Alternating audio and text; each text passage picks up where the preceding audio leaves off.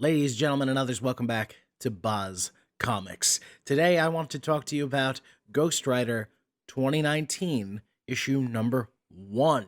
Yeah, my flame-headed boy is back. Okay, this is great. This is great. I am so happy that this is a thing. Okay, this is a new ongoing series featuring Ghost Rider. Okay, and I'm just so ready. Now, you have to understand, I read a lot of the Robbie Reyes stuff. Robbie's a cool character. I'd like him more if he was someone that wasn't Ghost Rider. Um, I really kind of enjoyed that book, especially in its early chapters. Didn't like where it ended up. I thought the whole "I'm bonded with my serial killer uncle. That's where my powers come from." La di da. Like that whole thing just bored the crap out of me. I really that I ugh, God. Um, I grew up. Now, everyone is always like ready to like sing the praises of Johnny Blaze. Johnny Blaze is all right. Johnny Blaze was never like my Ghost Rider because I read Ghost Rider when I was probably way too young to be reading Ghost Rider, honestly, in the early 90s, right when Dan Ketch was introduced. I had a very cool, very gay cousin who just kind of took it upon herself to get me into comics because I had started watching like the cartoons on TV, and she was like, "I'm gonna change this kid's life," and she just gave me like tons of comics that she had been collecting, and um a lot of those were Ghost Rider, and like 8-year-old me, I guess, was obsessed with Ghost Rider. I loved everything about the Danny Ketch Ghost Rider, from like his design to his villains to the art style they were largely using back in the day. It was so like sketchy and dark and inky and horrifying, and I loved it so much. Um Going back, the writing was terrible. Like, I have the first issue. I purchased it recently. The first issue in which Danny Ketch was introduced in the 90s. And that was terrible, like writing wise, but I'm still glad that I own it. But Danny Ketch was my Ghost Rider. His design, his villains, his supporting cast. But nobody's really given a shit about him in years and years and years. He's been in the books off and on, like with Johnny Blaze taking center stage. Dan has always kind of been like a supporting character, like a secondary Ghost Rider at times. I think for a while he was actually like an antagonist going up against Johnny, so that was interesting. But anyway, um, that was always kind of my thing. I was like, I like Johnny, he's fine, but I miss Dan Ketch. Dan Ketch was my Ghost Rider, and they've brought my boy Danny back in a big bad way, and I'm so happy. So, like, okay, they doubled down on this whole "there are two Ghost Riders" thing. Okay, which I like. I'd rather have just a Dan focused book, but Johnny Blaze is the more recognizable name, so I assume that's why he's like a big part of this. So Ghost Rider #1 by Ed Brisson, with art by Aaron Cuter, I think is how you say his name, and it's great. So Johnny Blaze, I guess, has become the king of hell. Like Mephisto is off, like imprisoned somewhere. I'm not really familiar with how that happened, but like Mephisto, the Marvel devil, or the closest thing to him, has fucked off and is dealing with his own problems. And now Johnny Blaze, the quintessential Ghost Rider, is the king of hell. And we see he is dealing with all kinds of problems down under, where the denizens of hell, by and large, do not respect him. They're all plotting to like overthrow him. And all the while he's dealing with these hellish politics, it's also like corrupting him and twisting him up a little bit, and that's probably going to be like his character arc going forward, is dealing with hell's influence while trying to keep all these like demons in line. In the course of this issue, he has to deal with a jailbreak. Like a dozen or more demons break out of hell, and he has to follow them to Earth to try to start reclaiming them, getting shit under control. And so that's kind of his bit for the issue. We see some of that, and that's cool.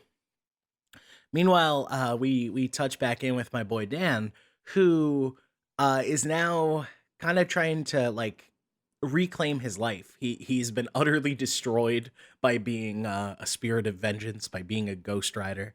Um, Personal relationships are in shambles. His mother has died recently. She was in the comics. I never really cared for her that much, but like it sucks, man. Like I'm sorry your mom's dead. Um there's So they bring in Dan's ex-girlfriend from the comics, right? Back in the 90s, he had this like on again, off again girlfriend named Stacy Dolan, who was a police officer. And she shows up. Dan has purchased this bar called the Fadeaway, which I think is an awesome name for a bar. He's purchased this bar as a way to kind of like reclaim some measure of control over his life. Although he seems to be hell bent on fighting half the customers that come in and drinking like 90% of his own supply. So I don't know how he's going to manage to keep that place open. Oops. But yeah, Stacy shows up and she's like, "Hey, Dan, you need help. Your life is shambles." And he's like, you have no idea. And he kind of gives her the brush off, so she leaves. And he's like, now he's just even more depressed. He's like, she's married now. She has a kid or two. I can't remember, which makes me laugh because I've had that exact conversation. I was like, huh, that's so relatable. But he's like, she's got one or two kids. I can't remember. God damn it, that could have been my life. What the fuck am I doing? Like, so he hates himself even more. And then, right on cue, the Ghost Rider takes over, and he's like kind of forced to go out into the concrete jungle and throw down with some demons in a pretty graphic scene. And he touches. That's where he and Blaze kind of reconnect. And one of the things I love about this new series is I love Blaze's new attitude. Blaze just seems to have kind of embraced his whole "I'm the new devil, bitch" bit like wholeheartedly, and he's got this if you'll pardon the expression, this devil may care attitude, which I absolutely love. He's kind of just content to just chill. He's like, "Oh, Dan, yeah, clearly you've got this. I'm just gonna chill here and watch you go to work. Yeah, you got this. It's fine." You know. And like when Dan mops up, they just start talking about, the breakout and all the shit entailed, therein. And I'm not gonna spoil the rest of the issue because I like skipped over a couple of bits. And I really don't want to get into the ending, but the ending might be setting up like the real status quo for the book going forward. I'm not sure. Um, but I loved it so much. It's nothing groundbreaking, but the writing is pretty tight.